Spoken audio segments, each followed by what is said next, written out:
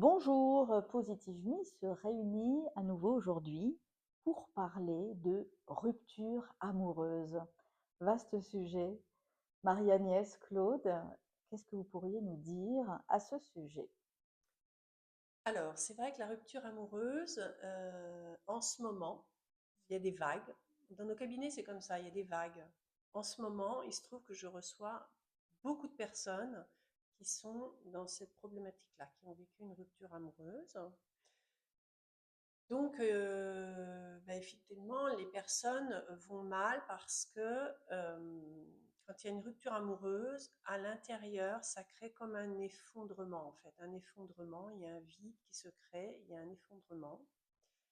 Et la personne arrive avec des symptômes qui sont désagréables. Il y a de la tristesse, mais en dehors de la tristesse, il peut y avoir de l'angoisse, il peut y avoir des problèmes de sommeil, il peut y avoir c'est divers et variés. Ça va venir également réveiller des problématiques qui peuvent être plus anciennes, qui n'ont pas été réglées, qui n'ont pas été traitées.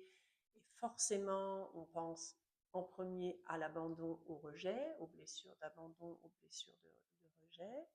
Mais pas que, il peut y avoir d'autres éléments qui rentrent en jeu. Mais c'est vrai que les personnes, quand elles arrivent au cabinet, c'est qu'elles sont vraiment, Elles sont effondrées. elles sont Mm, effondrées et elles vont pas bien, quoi. Elles vont mm. pas bien. Cette rupture amoureuse, c'est quand même, c'est un traumatisme. C'est un drame personnel, c'est un traumatisme. Ah oui, je te le confirme, effectivement, Marie-Agnès et Jeanne-Marie, moi, ce que j'observe, c'est que les personnes qui arrivent dans mon cabinet, elles sont dévastées.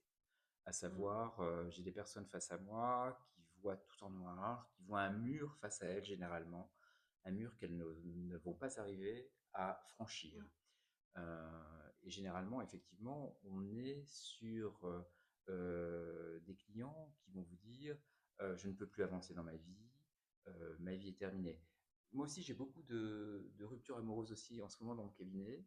Euh, mais parfois, j'ai également des ruptures qui datent, à savoir, ce ne sont pas des ruptures récentes, mais Mm. ce sont des ruptures effectivement qui remontent à il y a un certain nombre d'années. Mm.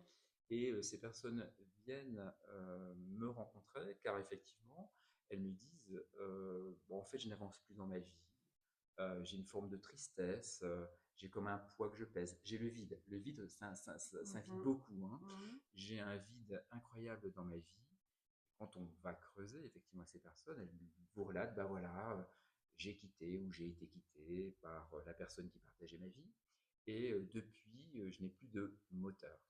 Et très souvent, clairement, lorsqu'on parle de séparation amoureuse, il faut parler de deuil. Bien sûr.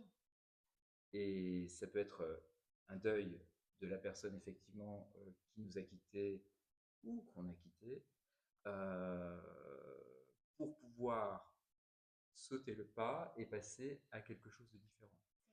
Je pense par exemple à une femme qui est venue me voir, qui finalement avait un projet de vie qui était de se marier, d'avoir des enfants. On va dire que c'est un projet de vie très classique. Et cette personne avait tout misé là-dessus. C'est de dire qu'en fait, dans leur organisation avec son ex-mari, il était prévu que son ex-mari fasse sa carrière et qu'elle se mette un peu en veilleuse au niveau carrière, alors qu'elle était assez engagée dans ce qu'elle voulait faire professionnellement. Elle avait accepté cela pour s'occuper de la famille, pour s'occuper des enfants. Et cette femme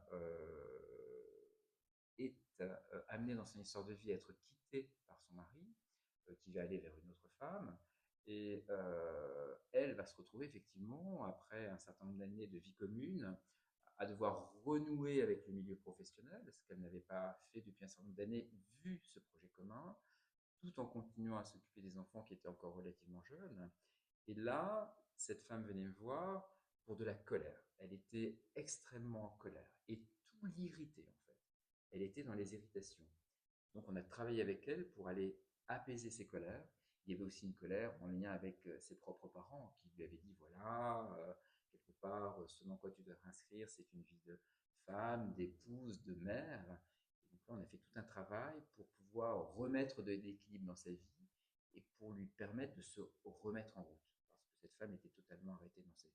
Mhm. L'effondrement personnel auquel je faisais allusion tout à l'heure, hein, pour rejoindre ce que tu disais, Claude, Ouais. c'est vrai que c'est aussi l'effondrement de vie, c'est-à-dire tout s'effondre, les habitudes qui ont été prises, les projets du futur, faire les choses à deux. Il y a plein de personnes qui se retrouvent dans l'incapacité à faire les choses seules Ouais, parce qu'elles ont évidemment. été habituées pendant des années à être accompagnées, à faire quelque chose à deux et se projeter dans un avenir à faire les choses seules, à se mettre dans des nouvelles habitudes, c'est très compliqué. Elles ne savent pas faire, elles ne peuvent pas faire. Donc là, ça nécessite un accompagnement dans ce sens, en fait, pour l'aider à se projeter de manière différente et de manière nouvelle, quoi. Alors, il y a également dans la rupture, ce qui est également très touché en général, c'est l'estime de soi. L'estime Mmh. de soi parce que, surtout pour la personne qui a été quittée, bien sûr, c'est qu'est-ce que j'ai fait de mal? Qu'est-ce que j'ai pas su faire? Il y a la culpabilité La aussi. culpabilité. Mmh. Si par exemple, ça c'est encore d'autant plus vrai si la personne a été quittée pour quelqu'un d'autre, c'est-à-dire que la femme ou le mari a quitté la personne parce qu'elle avait une relation avec quelqu'un d'autre. Là, l'estime de soi en prend souvent, ça prend cher, comme on dit. Euh, Mm. et, Ouais. et, et si la personne au départ, elle a une estime d'elle-même qui est pas très haute, avec une confiance en soi qui est pas très haute, alors là, c'est vrai que ça plonge direct, ça va Ouais. direct, quoi. C'est intéressant ce que tu dis, Marie-Agnès, parce que ça fait penser au cas d'un de mes clients qui est venu me voir récemment. C'est un homme qui a plus de 50 ans. Cet homme était en couple effectivement avec une femme qui l'a trompé. L'a trompé, il le savait, il l'a accepté, euh, mais au bout d'un certain temps, cette femme le quitte. Cet homme vient me voir, alors à nouveau, hein, il est dévasté, vide complet, c'est toujours ces mêmes ressentis qu'on a. Il vient me voir en me disant je suis un bon à rien. Je dis mais pourquoi vous me dites que vous êtes un bon à rien? Ben voilà, professionnellement, alors qu'il avait une carrière qui était une belle carrière, dirons-nous. Professionnellement, bon, ok, je ne m'éclate pas. Personnellement, je suis seul et il m'explique effectivement que sa femme l'a quitté. Et donc, cet homme n'avait vraiment plus d'estime de lui. C'est-à-dire que il me disait, bah oui, je suis un bon à rien, je n'ai même pas été capable, et c'était ces mots, de conserver ma femme. C'était conserver ma femme. Et quand on a travaillé avec lui, on est allé voir pourquoi cette estime de lui était à ce point abîmée.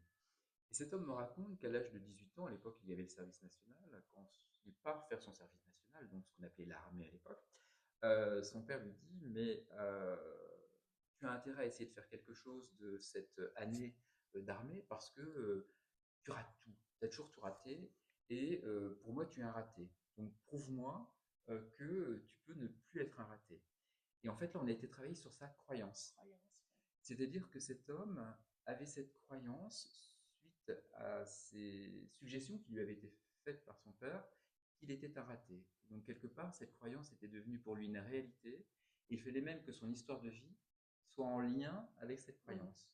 Et on est allé nettoyer, dégommer cette croyance pour lui faire reprendre du lien avec sa réalité, à savoir le fait que déjà professionnellement il avait réussi des choses, qu'il avait des enfants qu'il aimait, et ça c'était une réussite, et qu'il pouvait déjà utiliser ces leviers-là pour se reconstruire.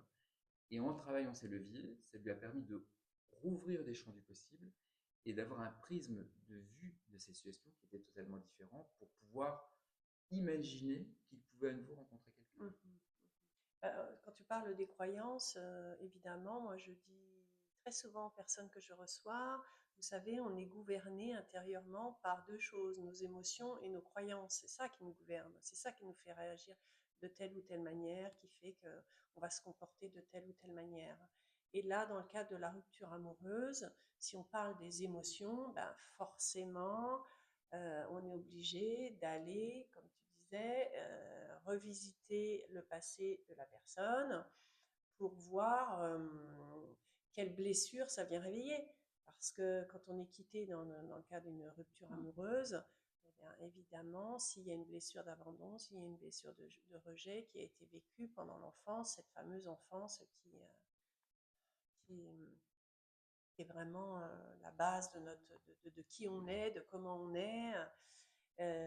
Donc, c'est voir sur quoi ça vient rebondir en fait. Qu'est-ce qui fait que quand on est quitté en dehors de cet effondrement du projet de vie, qu'est-ce qui fait que émotionnellement on est par terre en fait?